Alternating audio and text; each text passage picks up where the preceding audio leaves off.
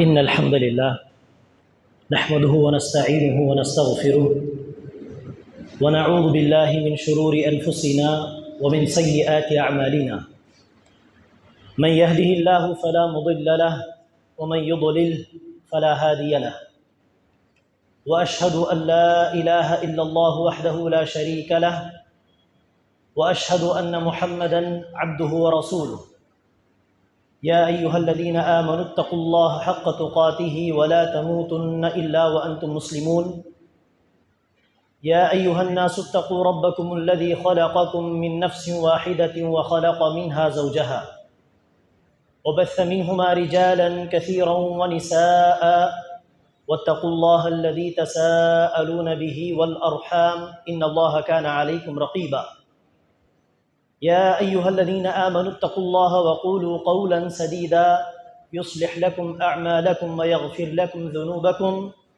ومن يطع الله ورسوله فقد فاز فوزا عظيما أما بعد فإن خير الحديث كتاب الله وخير الهدي هدي محمد صلى الله عليه وسلم وشر الأمور محدثاتها وكل محدثة بدعة وكل بدعة ضلالة وكل ضلالة في النار قال الله عز وجل يا أيها الذين آمنوا أطيعوا الله وأطيعوا الرسول ولا تبطلوا أعمالكم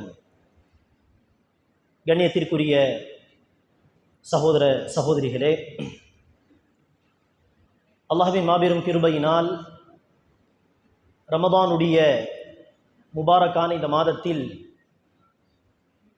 குறிப்பாக ரமதானின் இறுதி 10 நாட்களுடைய இந்த இரவுகளில் அல்லாஹுடைய இல்லத்தில் ஒன்று கூடி சில நன்மையான காரியங்களை நாம் செய்து வருகிறோம். இதற்கு பாக்கியம் அளித்த அல்லாஹுக்கே புகழ் அனைத்தும். அல்லாஹுக்கு நாம் அதிகம் நன்றி செலுத்த கடமைப்பட்டிருக்கிறோம். இந்த இரவுகளில் நபிகள் நாயகம் ஸல்லல்லாஹு அலைஹி வஸல்லம் அவர்கள் அதிகமாக அல்லாஹ்வை வணங்கி வழிபட வேண்டும் என்பதற்காக பள்ளிவாசலிலேயே தங்கி இஅ்திகாஃப் செய்து நபி ஸல்லல்லாஹு அலைஹி வஸல்லம் அவர்கள் தன்னை முழுமையாக வணக்க வழிபாடுகளுக்காக வேண்டி ஒதுக்கிக் கொள்வார்கள். ஷத்த மிஸரஹு, ரசூல் அவர்கள் தன்னுடைய கீழாடையை இறுக்கி கட்டிக்கொள்வார் இறுதி 10 தொடங்கிவிட்டால்.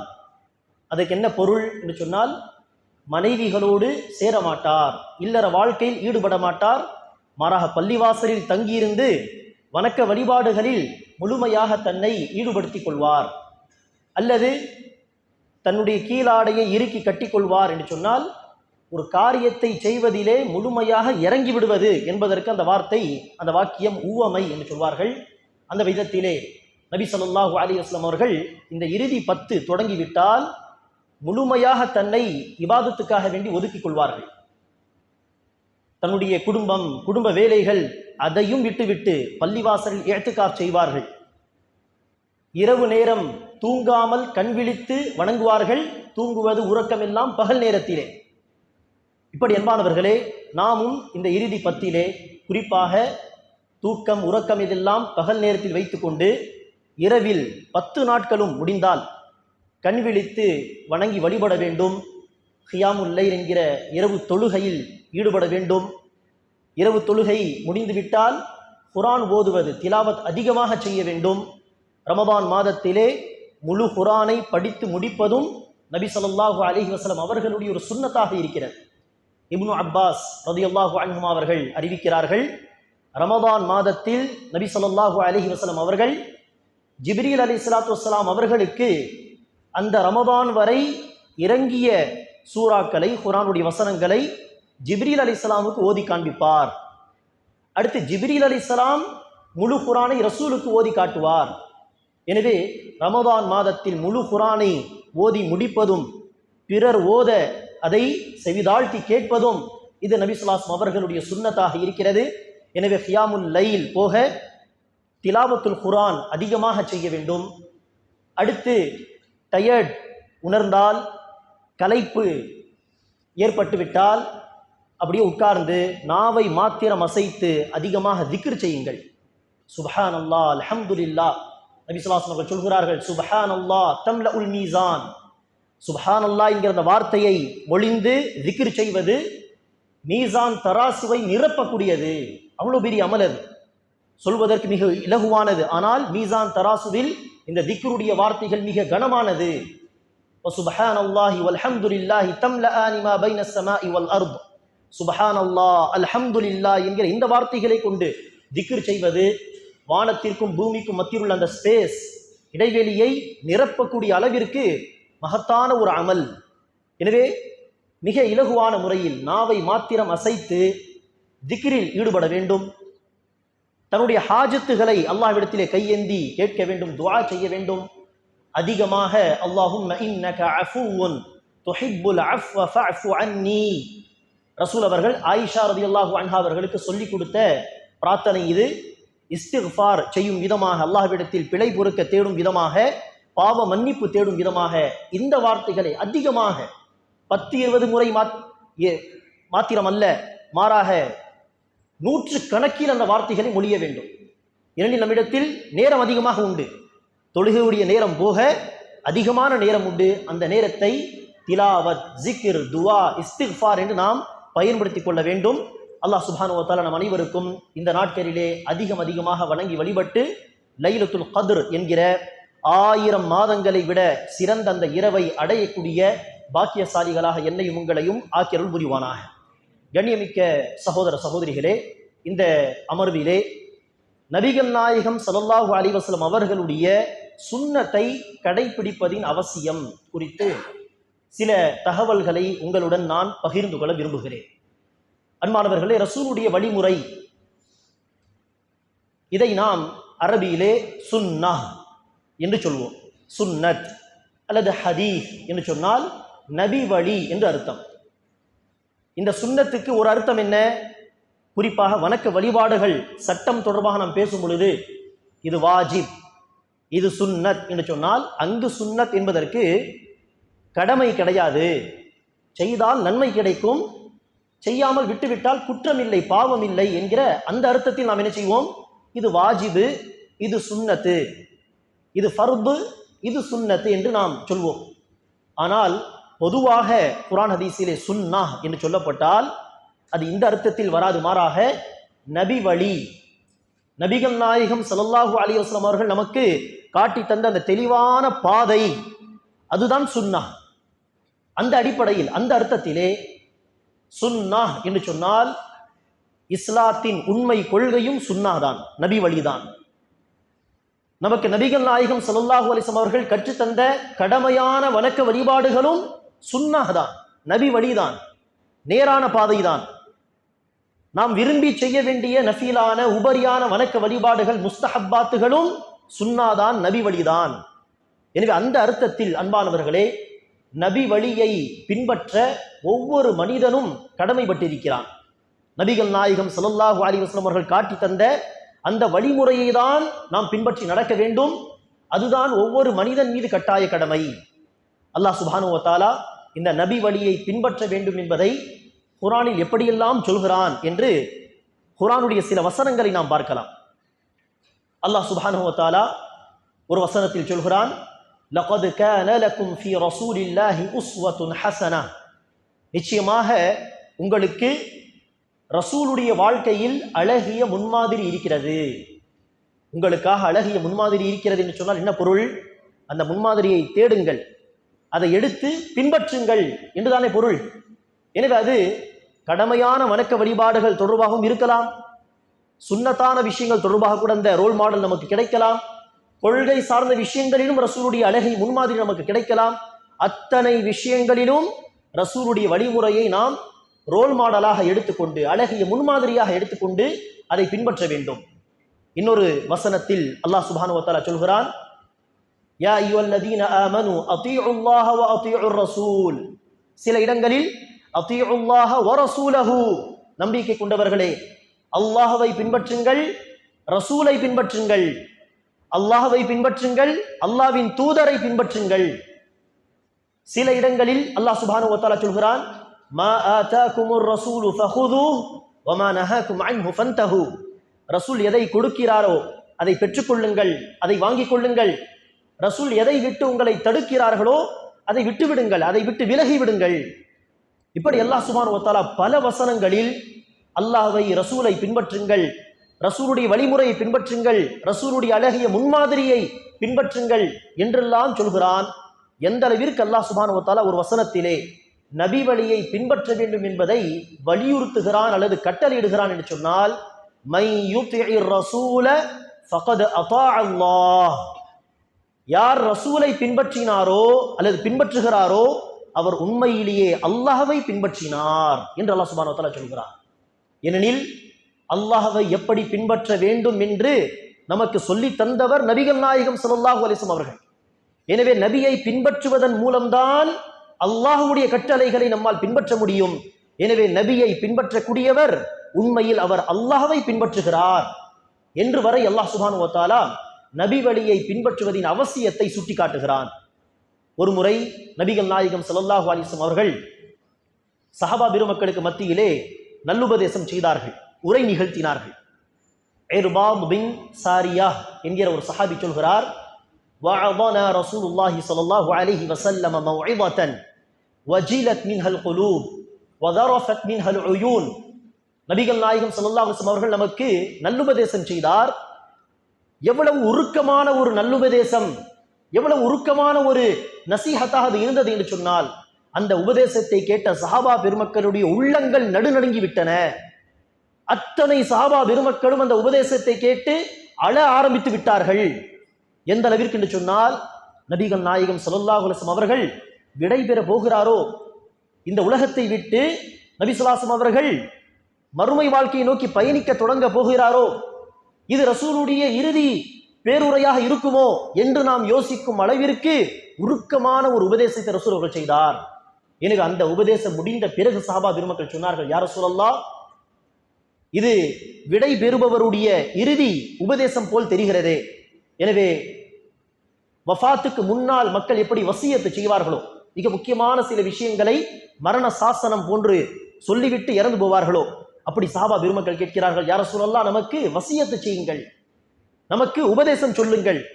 அப்போது நபி ஸல்லல்லாஹு அலைஹி வஸல்லம் அவர்கள் உபதேசம் செய்கிறார், எனக்கு பிறகு உங்களில் யார் உயிர் வாழப் போகிறீர்களோ, பிற்காலத்திலே அவர்கள் மார்க்கம் என்கிற பெயரிலே கொள்கை விஷயத்திலே பல கருத்து வேறுபாடுகளை பார்க்க போகிறீர்கள்.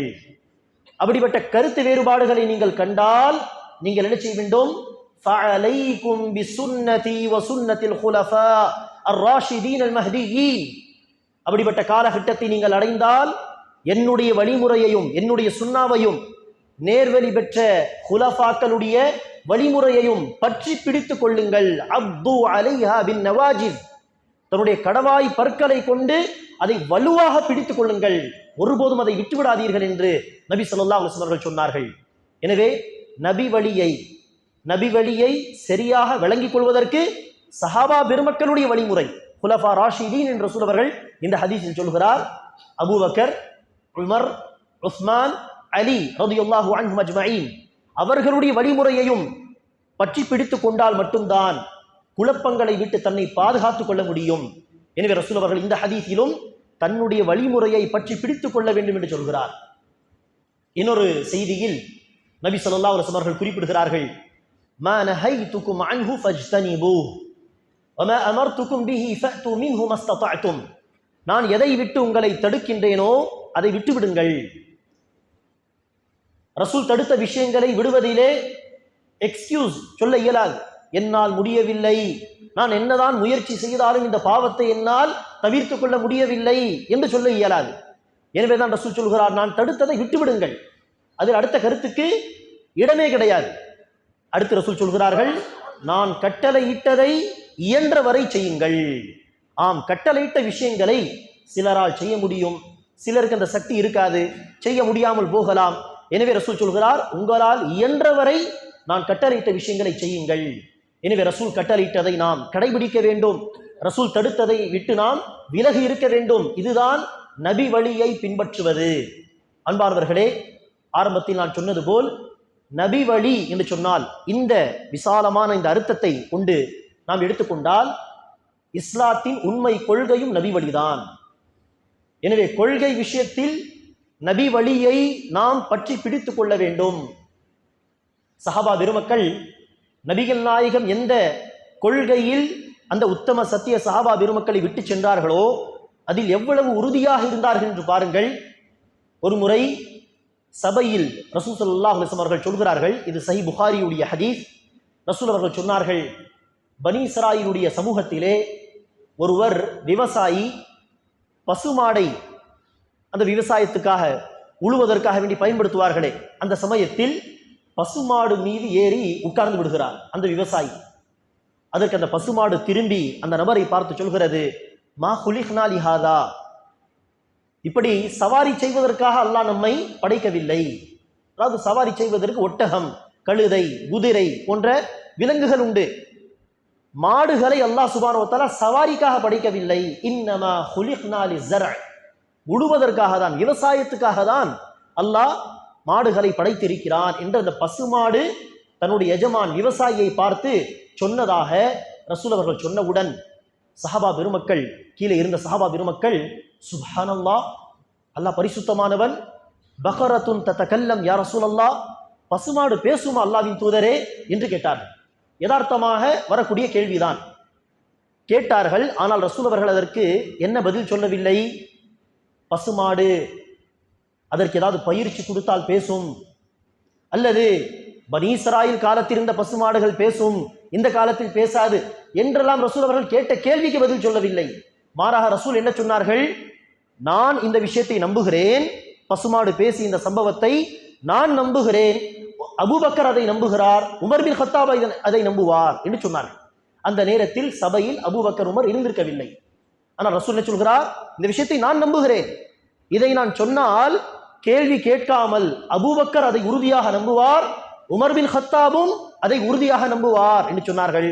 கீழே இருந்த சஹாபா பெருமக்களுக்கும் அந்த விஷயம் புரிந்து விட்டது. ஓஹோ, ரசூல் ஒரு விஷயத்தை சொன்னால் நம்முடைய மூளைக்கு அது சில சமயம் ஏற்க வேண்டிய ஒரு செய்தியாக தெரியாவிட்டாலும் ரசூல் சொன்னால் அது உண்மைதான் என்கிற அந்த ஒரே காரணத்திற்காக அதை ஏற்க வேண்டும்.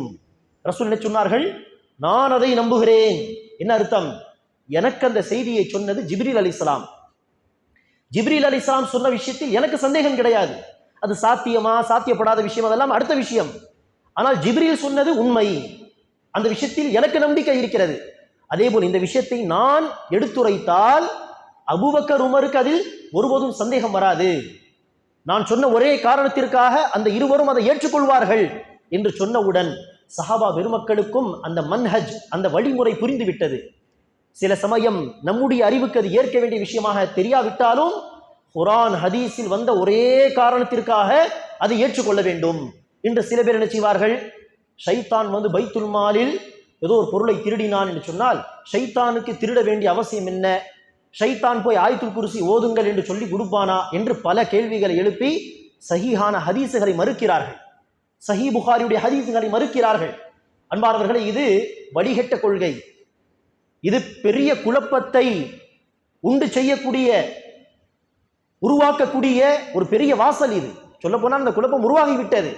ஆளுக்கு இன்று ரசூலுடைய ஆதாரபூர்வமான ஹதீஸுகளை சில கேள்விகளை எழுப்பி மறுத்து கொண்டிருக்கிறார்கள். அல்லாஹ் பாதுகாக்க வேண்டும். சஹாபா பெருமக்கள் பாருங்கள், ஒரு முறை ஏதோ கேள்வி கேட்டார்கள், யதார்த்தமாக வந்த கேள்வி. அடுத்து ரசூல் அந்த விஷயத்தை சொன்னவுடன் இது போன்ற கேள்வி மீண்டும் சஹாபா பெருமக்கள் கேட்டதாக பார்க்க முடியாது.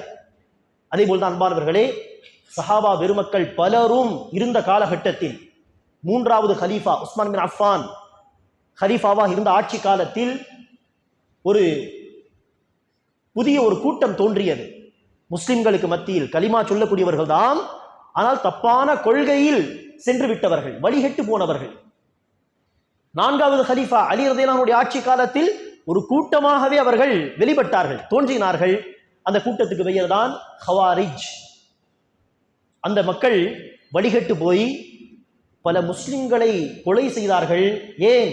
மூன்றாவது ஹலீஃபா உஸ்மான் பின் அஃபான் அவர்களையும் நான்காவது ஹலீஃபா அலி ரலியல்லாஹு அன்ஹு அவர்களையும், ரசூலுடைய மருமகன்கள் இருவரும், பல சிறப்புகள் சொல்லப்பட்டவர்கள், சொர்க்கத்தின் நற்செய்தி சொல்லப்பட்டவர்கள் பல ஹதீஸ்களிலே.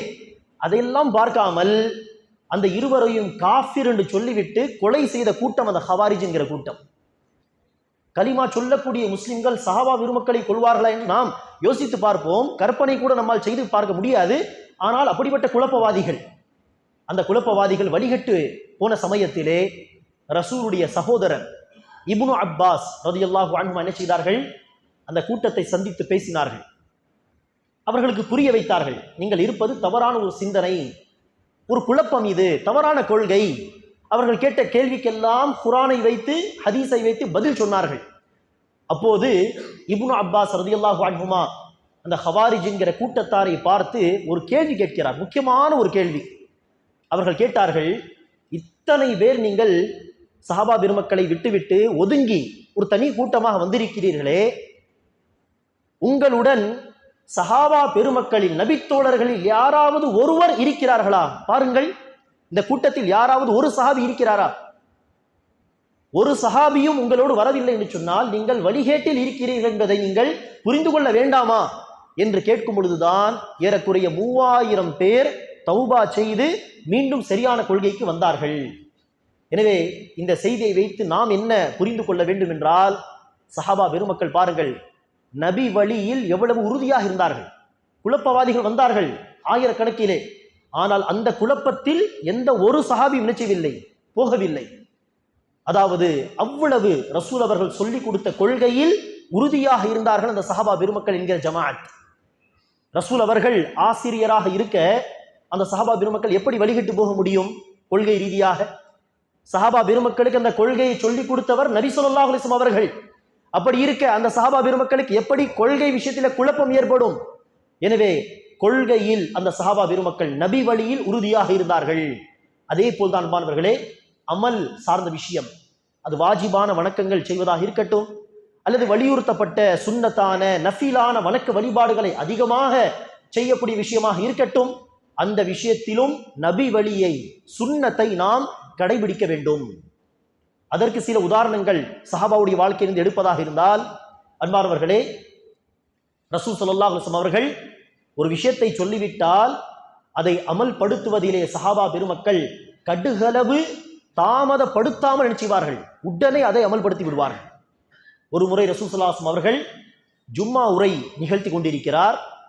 பள்ளிவாசலுக்குள், மஸ்ஜித் நபவியிலே பள்ளிவாசலுக்குள் சில சஹாபா பெருமக்கள் நின்று கொண்டிருக்கிறார்கள். உட்கார்ந்து அந்த குத்துபாவை கேட்காமல் நின்று கொண்டிருக்கிறார்கள்.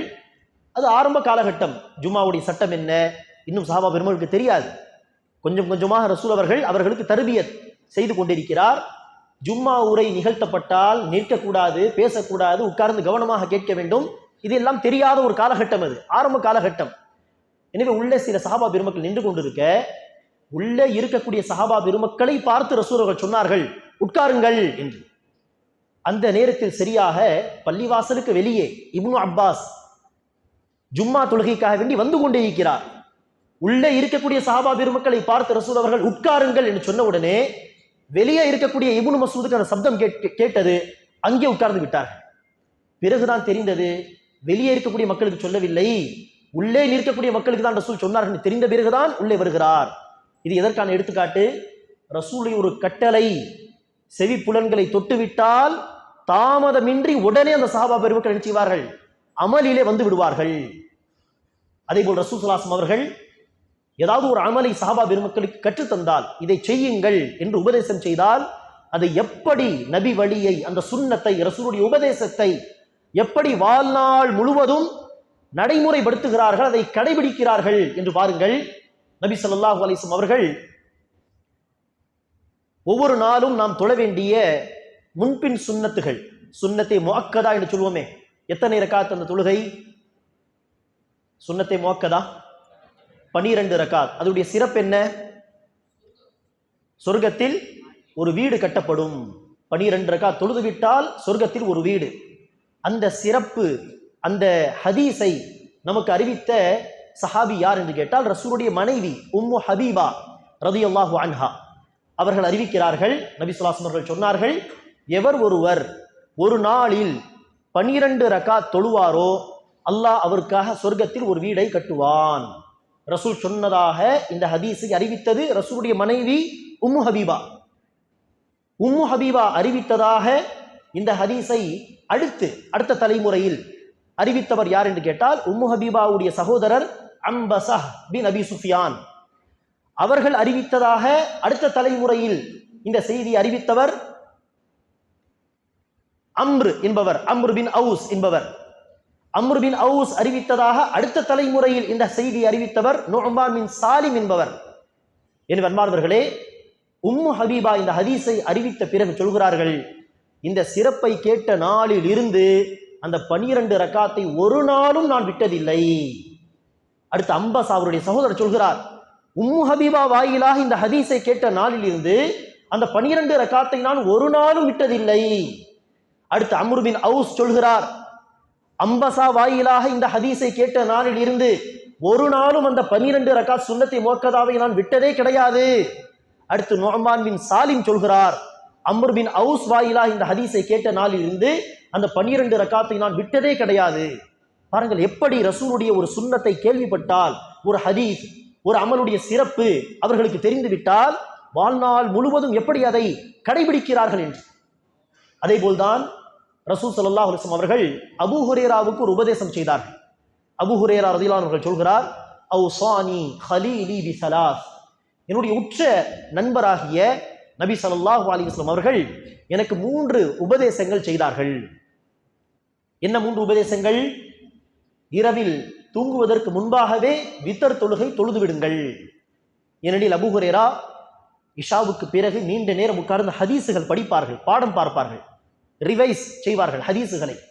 அப்படி இருக்க தாமதமாக உறங்கக்கூடிய இவர் தஹஜ்ஜுத் நேரத்தில் எழுந்தெல்லாம் வித்தர் தொழுவது கஷ்டம், ஃபஜருக்கு எழுந்தால் போதும் என்று ரசூல் என்ன செய்தார்? நீங்கள் இரவு தூங்கும் பொழுதே வித்தர் தொழுது விட்டு தூங்கி விடுங்கள் என்று ஒரு உபதேசம் செய்தார்கள். இரண்டாவது உபதேசம், தினமும் குறைந்தது 2 ரக்காத் துஹா தொழுகை, முற்பகல் தொழுகையை கடைபிடியுங்கள். மூன்றாவது உபதேசம், ஒவ்வொரு மாதம் பிறை 13, 14, 15 ஐயாமுல் பீத் என்று சொல்வோம், அந்த ஐயாமுல் பீதுடைய நோன்பை ஒவ்வொரு மாதமும் கடைபிடித்து நோற்று வாருங்கள் என்று சொன்னார்கள். இந்த 3 உபதேசங்களையும் விடாமல் அபூ ஹுரைரா நினைச்சுகிறார், வாழ்நாள் முழுவதும் கடைபிடிக்கிறார். ரசூல் அவர்கள் ஒரு உபதேசம் சொல்லிவிட்டால் அதை சில நாட்கள் செய்வது, அடுத்து விட்டு விடுவது, அப்படியல்ல சஹாபா பெருமக்கள். அந்த உபதேசத்தை கடைசி காலம் வரை கடைபிடிக்கக்கூடியவர்கள். அதே போல்தான் அன்பார்ந்தவர்களே, நபி ஸல்லல்லாஹு அலைஹி வஸல்லம் அவர்களுடைய மகள் ஃபாத்திமா ரலியல்லாஹு அன்ஹா அவர்கள் ஒரு நாள் நினைச்சுகிறார்கள், வீட்டு வேலைகள் எல்லாம் செய்வதற்கு கஷ்டமாக இருக்கும் ஒரு காலகட்டத்திலே அவர்களுக்கு ஒரு செய்தி கிடைக்கிறது. ரசூல் ஸல்லல்லாஹு அலைஹி வஸல்லம் அவர்களிடம் பல அடிமை பெண்களும் அடிமை ஆண்களும் வந்திருக்கிறார்கள், அதை சஹாபா பெருமக்களுக்கு ரசூல் அவர்கள் பங்கிட்டு தருகிறார் என்று கேள்விப்பட்ட உடனே தன்னுடைய கணவர் அலி ரலியல்லாஹு அவர்களை அழைத்து வேகமாக ரசூலிடம் வருகிறார்கள். வந்து ரசூல் ஸல்லல்லாஹு அலைஹி வஸல்லம் கேட்கிறார்கள், என் அருமை தந்தையே, எனக்கும் ஒரு அடிமை இருந்தால் தாருங்களே, வீட்டு வேலைகள் அதிகமாக இருக்கிறது, என்னால் குழந்தைகளை வைத்துக்கொண்டு, ஹசன் ஹுசைனை வைத்துக்கொண்டு என்னால் செய்ய முடியவில்லை, கஷ்டமாக இருக்கிறது என்று கேட்க ரசூல் சொன்னார்கள், நான் அந்த அடிமைகளை மக்களுக்கு கொடுத்து விட்டேனே, ஆனால் அதைவிட சிறந்த ஒரு விஷயம் இருக்கிறது, அதை நான் உங்களுக்கு தரட்டுமா என்று கேட்டார்கள். அலி ரலியல்லாஹு அவர்களும் ஃபாத்திமா அவர்களும், ஆம், ஏன் இல்லை யா ரசூலல்லாஹ், நிச்சயமாக சொல்லுங்கள் என்று சொல்ல நபி ஸல்லல்லாஹு அலைஹி வஸல்லம் சொன்னார்கள், இரவில் படுக்கைக்கு நீங்கள் சென்றால் 33 தடவை சுப்ஹானல்லாஹ், 33 தடவை அல்ஹம்துலில்லாஹ், 34 தடவை அல்லாஹு அக்பர் என்கிற திக்ரு செய்யாமல் நீங்கள் படுக்கையில் போக வேண்டாம், தூங்க வேண்டாம். இந்த திக்கரை நீங்கள் கடைபிடித்தால் ஒரு அடிமை கிடைப்பதை விட உங்களுக்கு அது மிக சிறந்தது. ஒரு அடிமை கிடைத்து அந்த அடிமை பாதி வேலைகளை செய்து நான் பாதி வேலைகளை செய்தால் எவ்வளவு ராஹத் கிடைக்குமோ அதை விட அதிகமான ராஹத் இதில் கிடைக்கும் இன்ஷா அல்லாஹ், இந்த திக்கரை கடைபிடித்தால். ரசூல் அவர்கள் இந்த உபதேசத்தை சொன்னார்கள் எப்போது? தன்னுடைய வாழ்க்கை. அடுத்து ரசூல் ஸல்லல்லாஹு அலைஹி வஸல்லம் அவர்கள் வஃபாத்தாகிவிட்டார். அபூபக்கருடைய ஆட்சி காலம் 2 வருடம். அடுத்து 2வது ஹலீஃபா உமர் பின் கத்தாபுடைய ஆட்சி காலம் ஏறக்குறைய ஒரு 10 வருடங்கள். அடுத்து 3வது ஹலீஃபா உஸ்மான் பின் அஃபான் அவர்களுடைய ஆட்சி காலம் ஏறக்குறைய 12 வருடங்கள். அடுத்து 4வது ஹலீஃபா அலி ரலியல்லாஹு அன்ஹு ஆட்சி காலம் வந்தது. அந்த சமயத்திலே அலி ரலியல்லாஹு அன்ஹு இந்த ஹதீஸை மக்களுக்கு அறிவிக்கிறார்கள். இவ்வாறு இந்த ஹதீஸை அறிவிப்பதற்கு முன்பாக ஒரு போர் நடந்தது. ஜமல் என்கிற பெயரில் ஒரு யுத்தம் நடந்தது. அந்த யுத்தம் எல்லாம் நடந்த பிறகுதான் ஒரு காலத்தில் இந்த ஹதீஸை அவர் மக்களுக்கு அறிவிக்கிறார். அப்போது சுத்தி இருக்க மக்களில் ஒருவர் கேட்கிறார், இந்த உபதேசத்தை நீங்கள் ஒரு நாளும் விட்டதில்லையா? அதாவது ரசூல் சொன்ன இந்த ஜிக்கரை செய்யாமல் நீங்கள் உறங்கியதுண்டா என்று கேட்க, இல்லை, ஒரு நாளும் ரசூல் சொன்ன இந்த உபதேசத்தை செய்யாமல் நான் தூங்கியதே கிடையாது. அதற்கு உடனே அந்த நபர் கேட்கிறார், இந்த ஜமல் யுத்தம் நடந்ததே, அந்த இரவிலும் நீங்கள் இந்த ஜிக்கரை கடைபிடித்தீர்களா? மேபி அந்த யுத்தத்தின் டென்ஷனிலே மறந்து தூங்கி இருக்கலாமே, அல்லது இந்த ஜிக்கரை செய்யாமல் நீங்கள் இருந்திருக்கலாமே என்கிற விதத்தில் அந்த நபர் கேட்கிறார், ஜமல் யுத்தம் நடந்ததே, அந்த இரவிலும் நீங்கள் இந்த திக்கரை விடவில்லை என்று கேட்க, ஆம், ஜமல் யுத்தம் நடந்த இரவிலும் நான் இந்த திக்கரை மறக்கவில்லை. யோசித்து பாருங்கள், ரசூல் அவர்கள் உபதேசம் செய்து இவர்கள் இந்த ஹதீஸை அறிவிப்பதற்கு இடையிலே ஏறக்குறைய 25 வருடங்கள் கால இடைவெளி. அதில் ஒரு நாளும் அலி ரலியல்லாஹு அவர்கள் இந்த உபதேசத்தை மறக்கவில்லை என்று சொன்னால் அந்த சஹாபா பெருமக்கள் எவ்வளவு ரசூலுடைய ஹதீஸை ஏற்று நடக்கக்கூடிய மக்களாக இருந்தார்கள் என்பதை நம்மால் உணர முடியும். எனவே அன்பானவர்களே, அமல் சார்ந்த விஷயத்திலும் நாம் என்ன செய்ய வேண்டும்? நபி வழியை கடைபிடிக்க வேண்டும். ஆனால் நம்மில் பலருடைய நிலைமை என்ன தெரியுமா? ஏதாவது ஒரு அமல் பற்றி கேள்விப்பட்டால் இது என்ன வாஜிபா? ஆம், வாஜிப் என்று சொன்னால் அப்படி இருந்தால் அவசியம் செய்ய வேண்டும். இது என்ன வாஜிபா என்று கேட்க, இல்லை இது சுன்னத்து தான் என்று சொன்னால், அப்படின்னா அதை விட்டால் பிரச்சனை இல்லை என்று அதை அசால்ட்டாக எடுத்துக்கொள்வது. இது நம்முடைய நிலைமை. வாஜிபு சுன்னத் என்று சட்ட ரீதியாக தெரிந்து கொள்வதில் பல நன்மைகள் உண்டு.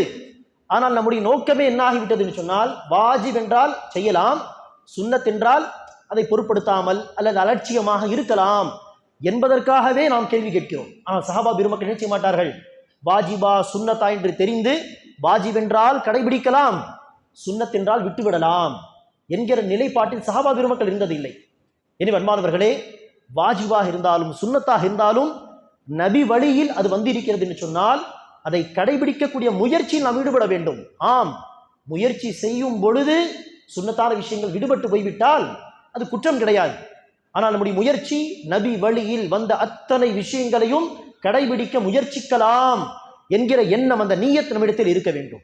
எனவே அன்பானவர்களே, கொள்கை சார்ந்த விஷயத்தில் நபி வழியை பற்றி பிடித்துக் கொள்வது. இரண்டாவதாக நாம் சொன்ன உதாரணங்கள் என்ன? அமல் சார்ந்த விஷயத்தில் நபி வழியை கடைபிடித்து பேணுதலாக வாழ்வது. மூன்றாவதாக நபி வழியின் பக்கம் அழைப்பது, மக்களை, பிற மக்களை நபி வழியின் பக்கம், சுன்னத் பக்கம் அழைப்பதும் நபி வழி மீது நாம் வைத்திருக்கக்கூடிய அன்பின் ஒரு அடையாளம். நபி வழியை நாம் நேசிக்கிறோம், நபி வழியை பின்பற்றக்கூடிய மக்களாக நாம் இருக்கிறோம் என்பதற்கான ஒரு முக்கியமான அடையாளம் அந்த நபி வழியின் பக்கம், சுன்னாவின் பக்கம் சக மக்களை அழைப்பது. எனவேதான் பாருங்கள், அஹ்மத் பின் ஹம்பல் ரஹிமஹுல்லா அவர்கள் தன்னுடைய தனிப்பட்ட வாழ்க்கையிலும் சுன்னாவை ஏற்று நடக்கக்கூடிய ஒரு இமாமாக இருந்தார்கள். எனவேதான் அவர்கள் எழுதிய பிரபலமான ஒரு ஹதீஸ் நூல் தான் முஸ்னத் அஹ்மத் என்கிற நூல். மிகப்பெரிய ஹதீஸ் நூல். 25,000க்கு மேற்பட்ட ஹதீஸுகள் உண்டு அந்த நூலிலே. அந்த ஹதீஸ் நூலில் அமல்படுத்த முடியுமான ஹதீஸ் ஏதாவது வந்தால் அந்த ஹதீஸ் பிரகாரம் அமல் செய்யாமல் அதை என்ன செய்ய மாட்டார்? தன்னுடைய நூலிலே பதிவு செய்ய மாட்டார். அது அவருடைய பழக்கமாக இருந்தது. எனவேதான் அந்த நூலை தொகுக்கும் பொழுது அந்த ஹிஜாமா என்று சொல்லுவோமே, கப்பிங், அது தொடர்பான ஹதீஸ் வந்தது. அந்த ஹதீஸை பதிவு செய்யும் அந்த நேரம் வரை, அந்த காலம் வரை அவர் தன்னுடைய வாழ்க்கையில் ஹிஜாமா செய்ததில்லை, கப்பிங் செய்ததில்லை. அந்த ஹதீஸ் எழுத வேண்டிய தருணம் வரும்பொழுது என்ன செய்தார்கள்? முதலில் அந்த ஹிஜாமா என்கிற ட்ரீட்மெண்ட்டை செய்தார்கள், அடுத்துதான் அந்த ஹதீஸை எழுதுகிறார்.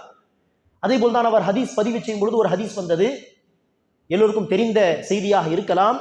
ரசூல் அவர்கள் சொன்னார்கள், பிறருடைய வீட்டுக்கு சென்றால் கதவு தட்டி ஒரு முறை சலாம் சொல்ல வேண்டும். பதில் வரவில்லையா, 2வது முறை சலாம் சொல்லி கதவு தட்டி அனுமதி கேட்க வேண்டும். பதில் வரவில்லையா, 3வது முறை சலாம் சொல்ல வேண்டும், கதவு தட்ட வேண்டும், அனுமதி கேட்க வேண்டும். 3வது முறையும் பதில் வரவில்லை என்று சொன்னால் கதவு தட்டி கொண்டே இருக்கக்கூடாது, மாறாக திரும்பி சென்று விட வேண்டும் என்று சொல்கிறார்கள். இதே ஹதீஸை நாம் என்ன செய்யலாம்? செல்போன் விஷயத்திலும் அமல்படுத்தலாம். சில பேர் என்ன செய்வார்கள்? கால் எடுக்கவில்லை என்று சொன்னால் 3 மிஸ் கால், 4, 5 என்று 18 மிஸ்டு கால் கொடுப்பார்கள். இப்படி செய்யக்கூடாது. 3 முறை எடுக்கவில்லையா விட்டுவிட வேண்டும், அடுத்து மீண்டும் முயற்சிக்கலாம். எனவே ரசூல் சொன்னார்கள், 3 முறை கதவு தட்ட வேண்டும், சத்தம் வரவில்லை, அனுமதி கொடுக்கப்படவில்லை என்றால் திரும்பி சென்று விட வேண்டும். இந்த ஹதீஸை அவர்கள் பதிவு செய்வதற்கு முன்னாடி செய்தார்கள், மக்களுடைய வீட்டுக்கு, தெரிந்த மக்களுடைய வீட்டுக்கு செல்வார்கள், கதவு தட்டுவார்கள். ஒரு முறை கதவு தட்டி கதவு திறந்து விட்டால் அடுத்த வீட்டுக்கு போவார்கள். அங்கு 2 முறை, உதாரணத்திற்கு கதவு திறந்து விட்டால் அடுத்தடுத்த வீடு, இப்படி பல வீடுகளில் கதவு தட்டி ஒரு கட்டத்தில் 3 முறை சலாம் சொன்ன பிறகும் பதில் வரவில்லை. அடுத்துதான் அந்த ஹதீஸ் செய்தார்கள், எழுதினார்கள். இப்படி அன்பானவர்களே, தனிப்பட்ட வாழ்க்கையிலும் பாருங்கள், அந்த இமாம் அஹ்மத் பின் ஹம்பல் ரசூலுடைய சுன்னாவை அமல்படுத்துவதில் எவ்வளவு ஆர்வம் உள்ளவராக இருந்தார்கள். அதே நேரத்தில் அந்த சுன்னாவின் பக்கம் மக்களை அழைக்கக்கூடியவராகவும் இருந்தார். எனவேதான் அவருடைய காலத்திலே சில குழப்பவாதிகள், முஅ்தஸிலா என்கிற ஒரு கூட்டம், அவர்கள் குர்ஆனை, அல்லாஹ்வுடைய வார்த்தையை, கலாமுல்லாவை படைப்பு என்று சொன்னார்கள். இந்த குர்ஆன் என்பது அல்லாஹ்வுடைய வார்த்தை கிடையாது, அல்லாஹ் பேசியது கிடையாது, அது அல்லாஹ்வுடைய படைப்பு. அல்லாஹ் படைத்து படைத்து சில சூறாக்களை ரசூலுக்கு வழங்கி கொண்டே இருப்பான். சூரத்துல் ஃபாத்திஹாவை படைப்பான், முஹம்மது ஸல்லல்லாஹு அலைஹி வஸல்லம் வழங்குவான். சூரத்துல் பக்ராவுடைய வசனங்களை படைப்பான், அடுத்து வழங்குவான். அல்லாஹ் பேசி ஜிப்ரீல் அதை கேட்டு ரசூலுக்கு வந்து சொல்வார்கள் என்று நம்பாமல், அல்லாஹ் அதை படைத்து ரசூலுக்கு கொடுப்பான் என்று நம்பக்கூடியவர்கள். அவர்கள் என்ன செய்தார்கள்? அவர்களுடைய காலத்தில், அஹ்மத் பின் ஹம்பல் வாழ்ந்த காலகட்டத்தில் பனு அப்பாஸ் என்கிற ஆட்சி இருந்தது. அந்த ஆட்சியாளர்களில் வந்த அந்த ஹலீஃபா சில பேர் அந்த கொள்கையை ஏற்றுக்கொண்டார்கள். அந்த குழப்பத்தில் விழுந்து அதை தன்னுடைய கொள்கையாக ஏற்றுக்கொண்டார்கள். எனவே ஆட்சியாளர்களுடைய அந்த இன்ஃப்ளூயன்ஸ், அவர்களுடைய பவரை, அதிகாரத்தை பயன்படுத்தி அந்த காலத்தின் அத்தனை முஸ்லிம் மக்களையும் வற்புறுத்தி, குர்ஆன் படைப்பா அல்லது அல்லாஹ்வுடைய பேச்சா என்று கேட்பார்கள். பேச்சு என்று சொன்னால் பிடித்து அடிப்பார்கள், வற்புறுத்துவார்கள். அதற்கு பயந்து பொதுமக்களும் சரி, உலமாக்களும் சரி, சலுகையும் உண்டு மார்க்கத்திலே. குழப்பவாதிகள் வந்து இப்படி அடித்து கேட்டால் தப்பிப்பதற்கு நிச்சயலாம், ஆம் நீங்கள் சொல்வது சரி என்று சொல்லலாம். அந்த விதத்தில் பொதுமக்கள், உலமாக்கள் எல்லோரும் இந்த முஅ்தஸிலாக்கள் வந்து கேட்டால், ஆம் குர்ஆன் அல்லாஹ்வுடைய படைப்பு தான் என்று சொல்லிவிட்டு சென்று விடுவார்கள், உயிர் தப்பிப்பதற்கு. அந்த குழப்பத்திலே உண்மையான கொள்கையில் உறுதியாக இருந்த மக்கள் என்று சொன்னால் 4-5 மக்கள் தான். அதில் ஒருவர் அஹ்மத் பின் ஹம்பல் ரஹிமஹுல்லா, இந்த பிரபலமான 4 இமாம்களில் ஒருவர். அவர்கள் சொன்னார்கள், அந்த 4-5 அறிஞர்கள், இல்லை, குர்ஆன் அல்லாஹ்வுடைய வார்த்தை, கலாமுல்லாஹ், அது படைப்பு கிடையாது என்று அடித்து சொன்னார்கள். அதற்கு இந்த 5 உலமாக்களையும் பிடித்து சித்திரவதை செய்து அடித்து டார்ச்சர் செய்தார்கள். அதில் அந்த 3-4 உலமாக்கள் வஃபாத் ஆகிவிட்டார்கள். மிஞ்சியவர் இவர் மாத்திரம்தான். இவரை பிடித்து தொடர்ந்து அடிப்பது, சித்திரவதை செய்வது என்று தொடர்ந்து சோதனைக்கு உள்ளாக்கினார்கள். ஆனால் இருந்தாலும் அஹ்மத் பின் ஹம்பல் அந்த வழியை விடவில்லை. இனி பாருங்கள், தன்னுடைய கொள்கையின் உறுதியை கொண்டு நபி வழியின் பக்கம் மக்களை அழைக்கிறார். என்னதான் பிரச்சனை வந்தாலும் அந்த உண்மையான கொள்கை விடக்கூடாது, நபி வழியில், உண்மையான கொள்கையில் உறுதியாக இருக்க வேண்டும் என்கிற அந்த பாடத்தை தன்னுடைய செயலை கொண்டு மக்களுக்கு சொல்லித் தருகிறார் இமாம் அஹ்மத் பின் ஹம்பல். பிரபலமான 4 இமாம்கள் ஒரு இமாம், இமாம் அபு ஹனீஃபா ரஹிமஹுல்லாஹ், அவர்கள் சொல்கிறார், இதா ஸஹ்ஹல் ஹதீஸு ஃபஹுவ மذஹபி, ஆதாரபூர்வமான ஹதீஸ் வந்துவிட்டால் அதுதான் என்னுடைய மذஹப், சஹீஹான ஆதாரபூர்வமான நபி வழிதான் என்னுடைய வழிமுறை என்று சொன்னார்கள்.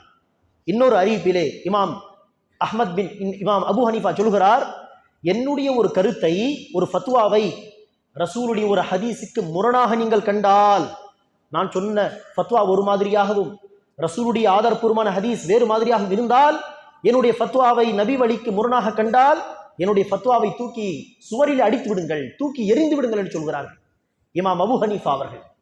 இமாம் மாலிக் ரஹிமஹுல்லா அவர்கள், பிரபலமான 4 இமாம்களில் ஒரு இமாம், இமாம் மாலிக், மஸ்ஜித் நபவியிலே ரசூலுடைய பள்ளிவாசலில் உட்கார்ந்து மக்களுக்கு பாடம் சொல்லிக் கொடுப்பார். வலது பக்கத்திலே ரசூலுடைய கபர் இருக்கும். ரசூலுடைய கபரை காண்பித்து சொல்வார்கள், குல்லுன் யுஹது மின் கௌலிஹி வ யுரத் இல்லா ஸாஹிப் ஹாதல் கபர், யாராக இருந்தாலும் சரி, அவர்களுடைய கருத்தை சரியாக இருந்தால் எடுத்துக்கொள்ளலாம், அவர்கள் சொன்ன கருத்து தவறாக இருந்தால் விட்டுவிடலாம். இந்த கபரில் அடக்கம் செய்யப்பட்ட நபரை தவிர ரசூலுடைய ஹதீஸ் ஆதாரபூர்வமான ஹதீஸாக இருந்தால் அதை எடுத்தே ஆக வேண்டும். அதை விட வேண்டிய வாய்ப்பு யாருக்கும் கிடையாது. அது யாருக்கும் அனுமதிக்கப்பட்ட ஒரு விஷயமே கிடையாது. ஹதீஸ் ஆதாரபூர்வமான ஹதீஸாக இருந்தால் அதை அவசியம் எடுத்தாக வேண்டும். அவருடைய கருத்தை, அவர் சொன்ன விஷயத்தை விடவே முடியாது என்று இமாம் மாலிக் சொல்வார்கள். இமாம் ஷாஃபிஈ, பிரபலமான 4 இமாம்களில் 3வது இமாம், அவர்கள் சொல்கிறார், என்னுடைய கருத்தை ஹதீஸுக்கு முரணாக நீங்கள் கண்டால் ஹதீஸை எடுத்துக்கொள்ளுங்கள், என்னுடைய கருத்தை விட்டுவிடுங்கள். ஹதீஸுக்கு முரணான அந்த கருத்தை சொல்லும் பொழுது ஷாஃபியுடைய மூளை வேலை செய்யவில்லை என்று எண்ணிக்கொள்ளுங்கள் என்று சொல்கிறார். எனவே அன்பானவர்களை, இந்த பிரபலமான இமாம்கள் பாருங்கள், எந்த இமாமும் ஹதீஸை விட்டுவிட்டு என்னுடைய வழிமுறையை பின்பற்றுங்கள் என்று யாரும் சொன்னதில்லை. அந்த இமாம்கள் தன்னுடைய மாணவர்களுக்கு சொல்லிக் கொடுத்ததெல்லாம் நபி வழியை பின்பற்றுங்கள், ரசூலுடைய ஹதீஸை பின்பற்றுங்கள், என்னுடைய கருத்து ஹதீஸுக்கு முரணாக வந்தால் அந்த கருத்தை தூக்கி எறியுங்கள் என்றுதான் சொன்னார்கள். எனவேதான் இமாம் அபு ஹனீஃபாவுடைய 2 மாணவர்கள், மிக முக்கியமான மாணவர்கள் 2 பேர், முஹம்மத் பின் ஹசன் அஷ்-ஷைபானி, அபு யூசுப் என்கிற 2 மாணவர்கள் இமாம் அபு ஹனீஃபா கொடுத்த ஃபத்வாக்கள், உதாரணத்திற்கு அது 3000 ஃபத்வாக்கள் என்று வைத்துக் கொண்டால் அதில் இந்த 2 மாணவர்கள் 3இல் 1 பகுதி 1/3 ஃபத்வாக்களிலே தன்னுடைய ஆசிரியர், தன்னுடைய இமாம் சொன்ன ஃபத்வாவை விட்டுவிட்டு ஹதீஸ் பிரகாரம் வேறு ஃபத்வாவை கொடுத்திருக்கிறார்கள் 2 மாணவர்கள். என்ன அர்த்தம்? கண்மூடித்தனமாக அவர்கள் தன்னுடைய இமாமை, தன்னுடைய ஆசிரியரை பின்பற்றவில்லை. மாறாக அவர்கள் ஆசிரியர் சொல்லிக் கொடுத்தது என்ன? ஆதாரபூர்வமான ஹதீஸ் வந்தால் அதுதான் என்னுடைய மஸ்ஹப், அதை தான் பின்பற்றி இருக்கிறார்கள். குர்ஆன் ஹதீஸை பின்பற்றினார்கள் அவர்களுடைய மாணவர்கள். எனவே மாணவர்களே, நபி வழியின் பக்கம் மக்களை அழைப்பதும் நபி வழியின் மீது நாம் வைத்திருக்கக்கூடிய அன்பின் ஒரு அடையாளம், நபி வழியை உண்மையில் நாம் பின்பற்றுகிறோம் என்பதற்கான ஒரு அடையாளம்.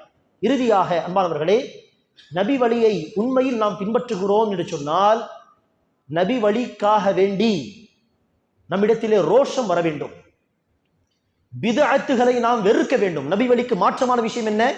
பிதஅத்துகள். மார்க்கம் என்கிற பெயரிலே புதிதாக வந்த கொள்கைகள், புதிதாக வந்த செயல்கள், புதிதாக வந்த அனாச்சாரங்கள், அந்த பிதஅத்துகளை புறக்கணிப்பதும், பிதஅத்துவாதிகளை புறக்கணிப்பதும், அதேபோல் சுன்னத்துக்காக வேண்டி, நபி வழிக்காக வேண்டி சில சமயம் ரோஷம் வருவதும், இதுவும் நபி வழியை பின்பற்றுவதின் ஒரு அடையாளமாகும். ஒரு முறை இப்னு உமர் ரலியல்லாஹு அன்ஹுமா, உமர் பின் கத்தாபுடைய மகன் இப்னு உமர் அவர்கள் தன்னுடைய மகனுக்கு, உமர் பின் கத்தாபுடைய பேரன் இப்னு உமருக்கு மகன் பிலால் அவருடைய பெயர், அவருக்கு ஒரு ஹதீஸை அறிவித்தார்கள். நபி ஸல்லல்லாஹு அலைஹி வஸல்லம் சொன்னார், லா தம்னஉ இமா அல்லாஹி மசாஜித் அல்லாஹ், பெண்களை பள்ளிவாசலுக்கு அந்த பெண்கள் போக விரும்பினால் அந்த பெண்களை தடுக்க கூடாது என்கிற ஹதீஸ். பெண்கள் பள்ளிவாசலுக்கு போக விரும்பினால் பெண்களை நீங்கள் தடுக்க வேண்டாம் என்கிற இந்த ஹதீஸை தன்னுடைய மகனுக்கு அறிவித்தால் அவருடைய மகன் பிலால் என்ன சொல்கிறார்? லலம்னஹுன்ன, நான் நிச்சயமாக தடுப்பேன் என்று சொன்னார்கள். காலம் சரியில்லை, ஃபித்னாக்கள் அதிகமாக இருக்கிறது என்றெல்லாம் காரணம் சொல்லி நான் தடுப்பேன் என்று சொன்னவுடன் இப்னு உமருக்கு கோபம் வந்து விட்டது. அவர்கள் சொன்னார்கள், நான் ஹதீஸை சொல்லிக் கொண்டிருக்கிறேன், ஆனால் நீயோ நான் நிச்சயமாக தடுப்பேன் என்று ரசூலுடைய அந்த ஹதீஸுக்கு அப்படியே முரணாக பேசுகிறாய், நான் உன்னுடன் பேச மாட்டேன் என்று கோபத்திலே பேச்சை விட்டுவிட்டார். சில நாட்களிலே அவர்கள் வஃபாத்தாகிவிட்டார்கள் இப்னு உமர். எனவே இந்த செய்தி அறிவிக்கக்கூடிய அறிவிப்பாளர் சொல்கிறார், சாகும் வரை அவர்கள் தன்னுடைய மகனிடம் பேசவில்லை. இது எதுக்காக? பர்சனல் இஷ்யூ கிடையாது, ஹதீஸுக்காக வேண்டி கோபப்படுவது. சரி, இப்படி பேசாமல் இருக்கலாமா? 3 நாட்கள் தாண்டி என்று சொன்னால் ஒருவரை திருத்துவதற்காக வேண்டி பேசாமல் இருக்கலாம். நபி ஸல்லல்லாஹு அலைஹி வஸல்லம் அவர்கள் என்ன செய்தார்கள்? 3 சஹாபாக்கள், கஅப் பின் மாலிக், முராரா பின் ரபி, ஹிலால் பின் உமையா என்கிற 3 சஹாபாக்கள் ஒரு தவறு செய்தார்கள், ஒரு போரிலே பின்தங்கியிருந்தார்கள். அவர்களை திருத்துவதற்காக வேண்டி பேசாமல் இருந்தார்கள் 50 நாட்கள், ஏறக்குறைய 50 நாட்கள். பிறகு அல்லாஹ் அவர்களை மன்னித்து விட்டான் என்று வஹி வந்த பிறகுதான் பேச தொடங்கினார்கள். இப்படி திருத்துவதற்காக வேண்டி என்ன செய்யலாம்? பேசாமல் இருக்கலாம். எனவே ஹதீஸை புறக்கணித்த காரணத்தினால் பாருங்கள், சொந்த மகன் மீது கோபப்பட்டு பேசாமல் இருந்தார்கள், மகனை திருத்த வேண்டும் என்கிற நோக்கத்தில். இப்படி அன்பானவர்களே, ஹதீஸுக்காக வேண்டிய ரோஷம் வர வேண்டும். ஹதீஸை யாராவது மறுத்தாலோ நிராகரித்தால் இது ஹதீஸே கிடையாது, ஏதோ மிஸ்டேக் நடந்திருக்கிறது என்று சொன்னால் அங்கு கோபம் வர வேண்டும், ரோஷம் வர வேண்டும். அதே போல்தான் செயல்பாடுகளில் யாரோ சொன்ன வழிமுறை பின்பற்றுவது, சஹீஹான ஹதீஸுகளை புறக்கணிப்பது என்று செய்தாலும் அங்கும் ரோஷம் வர வேண்டும். தனக்காக கிடையாது, மார்க்கத்துக்காக, அல்லாஹ்வுக்காக, ரசூலுக்காக, ரசூலுடைய வழிமுறைக்காக. அதே போல்தான் மாணவர்கள், இறுதியாக ஒரே ஒரு உதாரணம், பிதஅத்துகளை கண்டாலும் கோபப்பட வேண்டும், அந்த பிதஅத்துகளை ஒழிக்க நம்மால் இயன்ற முயற்சியை செய்ய வேண்டும். ஒரு முறை கூஃபாவிலே பெரிய பள்ளிவாசல், ஜாமிஅ பள்ளிவாசல் என்று இருந்தது. அந்த பள்ளிவாசலுடைய வளாகத்தில், பள்ளிவாசலுக்கு வெளியே ஒரு கூட்டம் உட்கார்ந்து ஜிக்ர் செய்து கொண்டிருந்தார்கள், கூட்டு ஜிக்ர். சரி, ஜிக்ர் என்று சொன்னால் மார்க்கத்தில் எப்படி செய்ய வேண்டும்?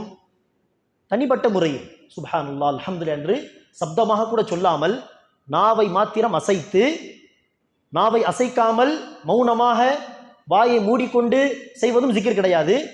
அதேபோல் சப்தமாக ஹூ ஹா ஹூண்டு தலை அசைத்து செய்தாலும் ஜிக்ர் கிடையாது, தப்பான வழிமுறை. சப்தமாக இல்லாமல் நாவை மாத்திரம் அசைத்து சுப்ஹானல்லாஹ் அல்ஹம்துலில்லாஹ் என்று செய்வதும் ஜிக்ர். எங்கு ரசூல் சப்தமாக செய்வதை சொன்னார்களோ அந்த இடங்களை தவிர. உதாரணத்திற்கு பெருநாட்டு சமயத்திலே சப்தமாக வரும் பொழுது, போகும் பொழுது, தெருவிலே ஈதுல் ஃபித்ராக இருந்தால் வரும் பொழுது மாத்திரம், ஈதுல் அத்ஹாவாக இருந்தால் பக்ரீத் வரும் பொழுதும் சரி, தொழுகை முடித்து போகும் பொழுதும் சரி, சப்தமாக தக்பீர் சொல்வது அங்கது சுன்னத். எங்கு சப்தமாக ரசூல் சொல்வதை கற்றுக் கொடுத்தார்களோ அங்கு சப்தமாக சொல்ல வேண்டும். எங்கு அப்படி ரசூல் சொல்லவில்லையோ அங்கெல்லாம் மௌனமாக இண்டிவிஜுவலாக தனியாக செய்வதுதான் ஜிக்ர். ஆனால் அங்கு கூட்டமாக உட்கார்ந்து ஒருவர் நினைச்சுகிறார் மேலே உட்கார்ந்து சுப்ஹானல்லாஹ் என்று பேரித்த பழங்களின் கொட்டைகளை வைத்துக்கொண்டு சுப்ஹானல்லாஹ் என்று கேள்விப்பட்டால் எல்லோரும் சேர்ந்து சுப்ஹானல்லாஹ், மறுபடியும் அல்ஹம்துலில்லாஹ் சொன்னால் அல்ஹம்துலில்லாஹ் என்று கூட்டமாக திக்ர் செய்தார்கள். இந்த காட்சியை ஒரு சஹாபி பார்க்கிறார். அபு மூசா அல் அஷ்அரி என்கிற நபித்தோழர் பார்த்தவுடன் செய்தார்கள். பள்ளிவாசலில் இப்னு மஸ்ஊத், இவரை விட மூத்த சஹாபி இப்னு மஸ்ஊத் இருந்தார்கள்.